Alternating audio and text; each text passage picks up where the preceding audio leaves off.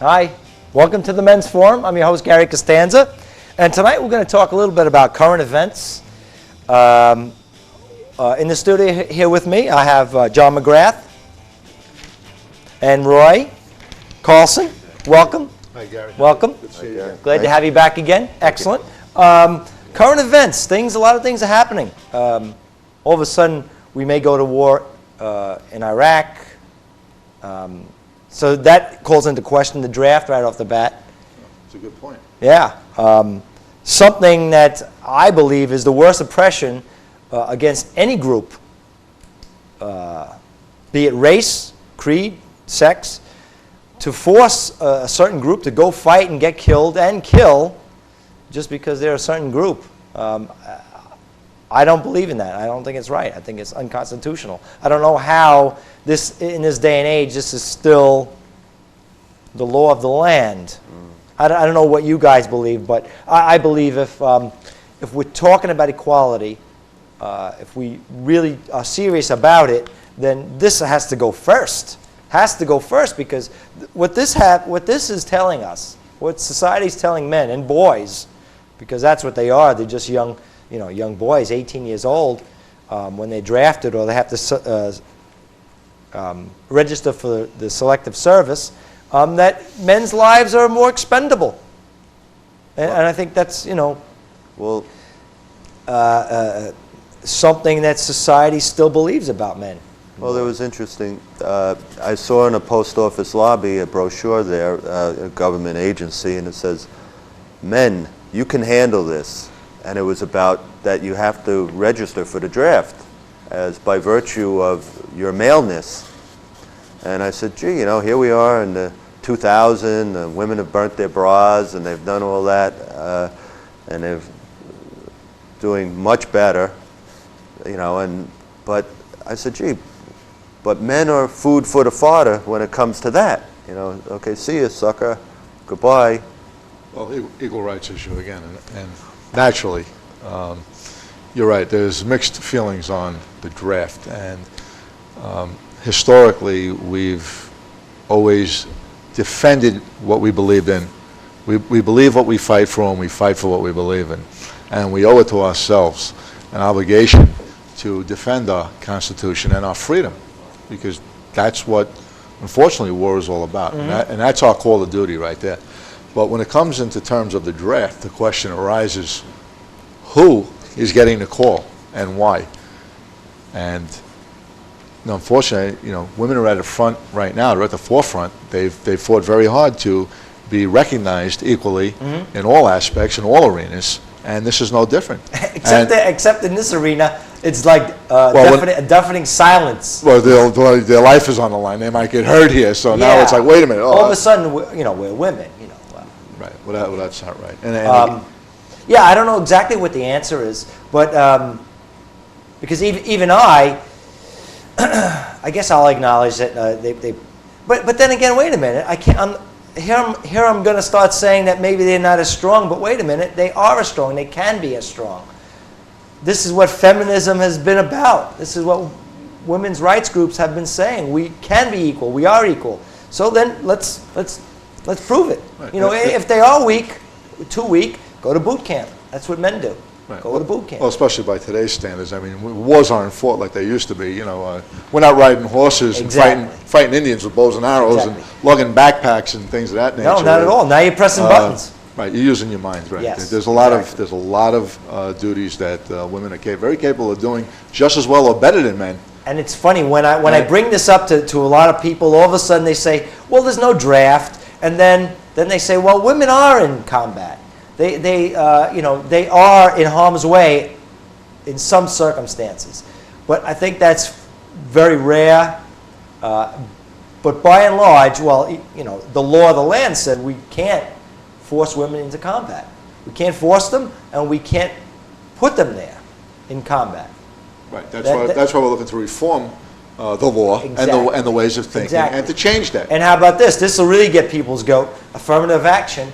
I believe in that if there's been past wrongs, and if some affirmative action would right those past wrongs, then maybe that's allowable or useful for a certain period of time. How about affirmative action for men? Maybe men should stay home. Put the woman out there to defend our country. 100%. Affirmative action. Well, You know, question was give also- them the opportunity. Well, it's not an opportunity as far as I'm concerned. Right. No one wants to go to war. Right. It's a horrible thing. And many millions of men have died and got maimed because of their sex. Let's fix that. I think we should fix that. You know, this selective service thing, like you say, at the post office, you know, requiring young men to register, or they're not going to get federal scholarships. They'll be not eligible for federal jobs if they don't do this. This is plainly unconstitutional. Right. Women can do it. Women can not. That's a roundabout way of denying your rights. They take things away from you. You actually get punished for making a decision in a sense. Well, how about Hillary Clinton or any female politician? It really galls me that they can actually be in positions of power and order men into war when they never had that obligation. There was no chance that any of these females would have been drafted. But that was a different era. now. Why do they have the right? And they talk about Clinton, who maybe avoided the draft or whatever. I would avoid the draft if I could, personally. But the point is that all men had that risk, and all women didn't. Well, just To this day. Just to get off the track for a minute, questions are now being asked in relation to that concern that you have. I heard one recently, and maybe you get a kick out of it too. Somebody has suggested and is bringing this to Congress as a possibility of changing that way of thinking by asking a simple question. Do we as citizens have the obligation or the duty to ourselves to defend our country, like I stated earlier, and as men and women, not men or women, men and women. Maybe, and just maybe, it's just a thought, okay, but food for thought, just a process I was pretty intrigued by.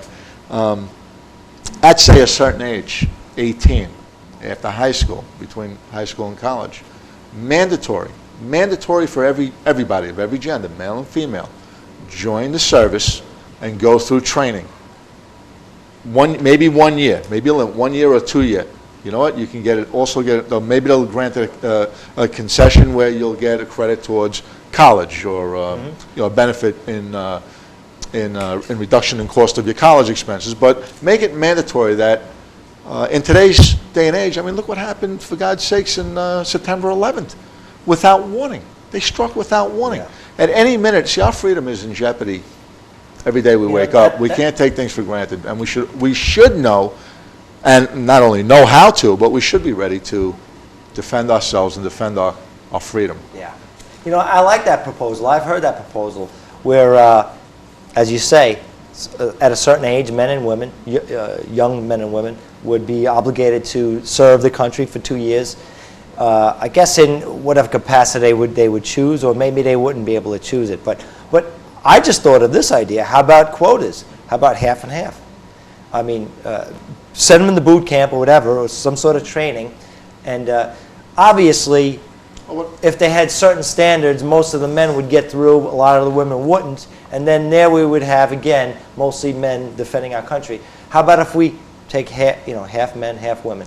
Yeah, no, but the idea was that they're going to level the playing field in that respect too. It's not that it's not like it's a goal that's unattainable for the women, that it discriminates because of their physical capabilities. It's going to be a very informal thing where it's very easy for easy men to get or in, women. easy to do it, right? And right. men and women can both do it, but they're going to get. It's not like a physical test to punish people. Right. It's to smarten you, make you aware, and to prepare them in an emergency situation where you need to act swiftly and respond to something. At least we have people who are trained, and we don't have to start shipping people down to South Carolina or Tennessee or out to San Diego and start drilling them and hoping that we've taught them enough to survive. If we prepare for this on a daily basis, that we're ready whenever. Partly the reason why I brought this up recently is because Charlie Rangel, he's, I believe, a politician from New York State, put proposed to reinstating the draft, but his point was that African Americans are overly represented currently. So his point is that if we brought back the draft, that rich white boys would take up more of the slack. So in other words, it wouldn't be so many minorities, you know, in the Army. And that's exactly my point. He's got a point there. You know, not for that reason, but for the reason of bringing the women in. Bringing the women in. Right, well, that's a good perspective. You know, also, making it the same percentage of men and women. right. Well, there's going to be, like I said, that's just a thought of a proposal. Right. Okay, something to think Exactly. about. I mean, Well- naturally, people are going to have their opinions about it, and they're going to. Yeah. Oh, this is certainly a radical idea. But But think the about point is, you know, in our society, that's why men are still shipped off to war, because we generally look on men's lives as expendable. We don't cry as much when a man dies as when a woman dies. I don't like that. Because It's not fair. I don't like through it. the test of time, the man has been the fighter, the provider, the fighter. Exactly, the expendable. stronger, and because of the The tool of physical- society, huh? Right, the tool of his, and the. But what galls me is we're not respected or admired for it, or acknowledged for those roles that we've played for They're for oppressive. millennium. They're oppressive roles actually today to do that, to be in charge, or not in charge, but to And it's funny, Be the we're powerful denigrated. figure. We're actually denigrated for this role that we supposedly have or took. We didn't take this role. Society made us do this. I mean, granted, there are, you know, a lot of some powerful men, but most men are very powerless. Most men, 99.9% men are powerless and, you know, do the bidding of society. Oh, I would say all the large companies, I'm sure, are run by men and things like that, but I don't know that world. I'm just a little guy down here. As we mostly all are, right? Yeah. And You know, that's what it galls me when they say men make the rules and men rule the world. I'm not ruling the world. We're not at all. And the people who do rule the world, at least in this country, are elected by men and women. We tell them what to do, you know, in some small way. Any other current events that are piquing your guys' interest? Well, I tell you, I like to mention a couple things I'd like to plan, actually. On this show, we've done a number of shows against circumcision. I would like to probably do a circumcision protest at a hospital. Maybe get, you know, people who, like-minded people such as myself, protesting or making informational picketing at a hospital, telling people, don't do this to your sons, your young sons. Why do you There's feel- no need for circumcision. Why do you feel that? It's a mutilation. It's a mutilation. Oh, you feel that way? Yeah, certainly. You know, I've done a lot of research on it. Right. It's an unnecessary surgery. It's very risky. And more to the point is, all of a sudden now, HMOs are so under the gun to cut costs. And actually, surgeons are going on strike because their malpractice insurance is like sky high. So hello, this small, actually I don't know if it's a small solution. It may be a big solution. Stop paying for circumcisions. It's elective surgery. Elective surgery. That's true. HMOs should not be paying for not a single one of these. Right, that's a good point. It's excellent point. And there you have, again, that would fall in line with the simple fact that we need more awareness centers. We need men's health centers to get this information. I mean, where do you get your information? Yeah, when you that go to would clinics, be right there. That would be right there. right? I mean, Right. you go in a doctor's office, you go in a gynecologist's office, and you have pamphlets all over the Yeah, place, yeah. and it's information, and it's information that we're not getting, and we can't make smart decisions and smart choices without the information. Right.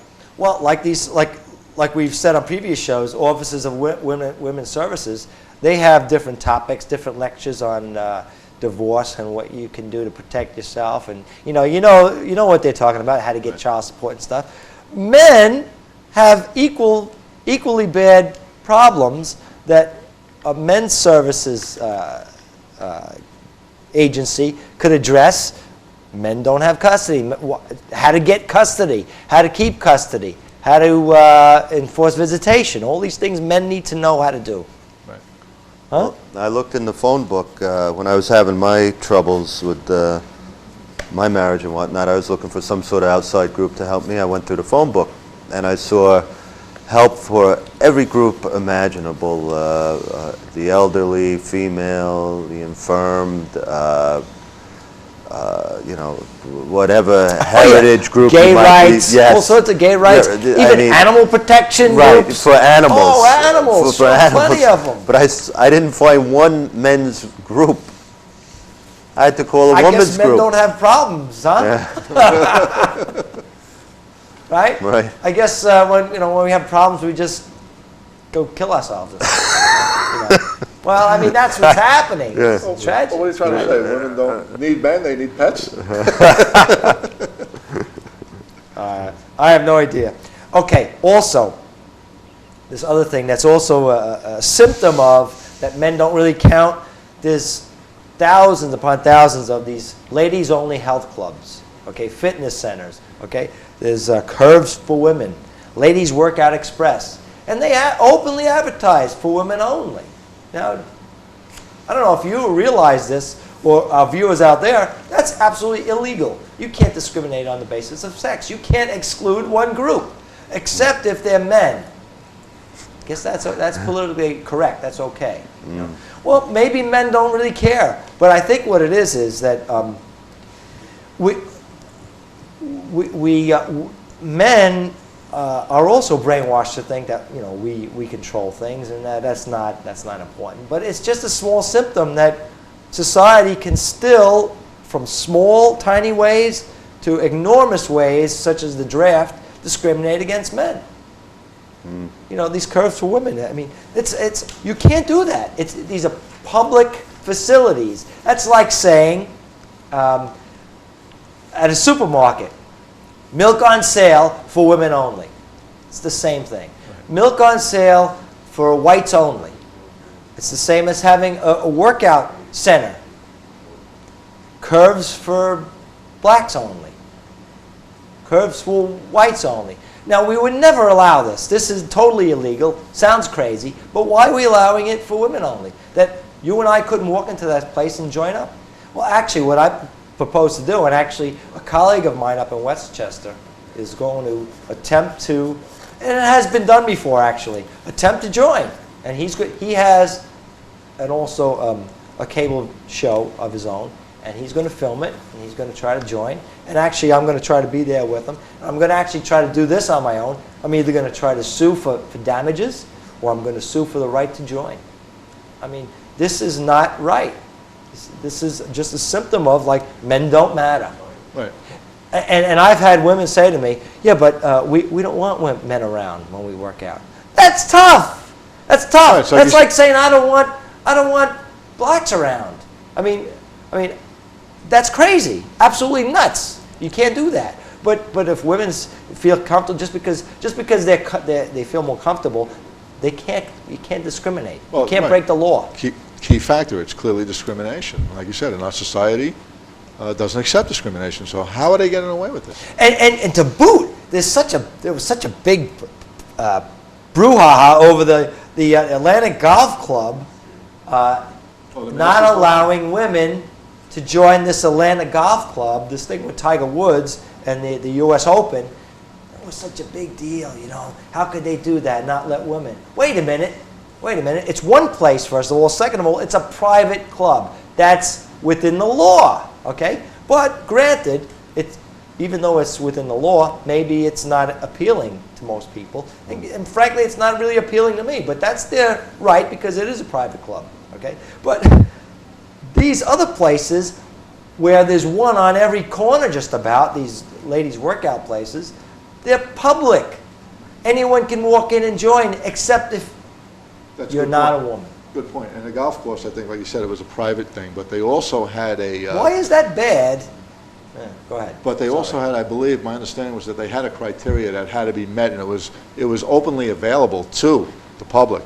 It was open to the public, and not so much that it was private in a sense, they just had a higher standard of membership, and anybody could have met that standard of membership. And because I know there was an issue raised about discrimination based on race, and there was and there is black members of this group now, and they weren't discriminated against, just that the applicants weren't meeting the available criteria. Right, and I think that is that makes it private. You know, when you have certain criteria. You know, because a public place doesn't have a criteria. Right. Well, That's what makes it public. Right. You I know, there's don't no- know the legal. I don't know exactly It's either. not that, But you know, there is a distinction, and the law says you could do this if you're private. You can't do it if you're public. That's where the lunch counter sit-in started in the '60s. I just read about that. They wouldn't. That's where this law came from. In those days, they wouldn't serve black patrons on the lunch counters. And that's where this all came from, that you can't discriminate. You know, it's a public place. You have to serve everyone. It's a civil rights. Right? Except if you're a ladies' workout place. Right. You know? Well, anyway. Well, maybe we'll get some feedback from our viewing audience. Maybe there's somebody who's familiar with civil rights law. I'm sure we will. I'm sure we will. Well, I would Please, encourage viewers, tell me what you think. But what I'm getting from some women is that, see, anybody who's used to privilege, they're not used to a new way. They're not used to losing that privilege. Right. Change, They don't right? wanna change, So, like, right. when these women think that it's okay for them to not allow men in their places, they're used to it, but that doesn't mean it's right. It doesn't mean it's legal. It's certainly not legal. Right. And, you know, I plan on doing something about it. Great. Sounds great, Gary. Good luck. I wish you the best of luck. Thank you very And, much. How about this latest thing for male Muslims to register with the INS? Have you heard about that?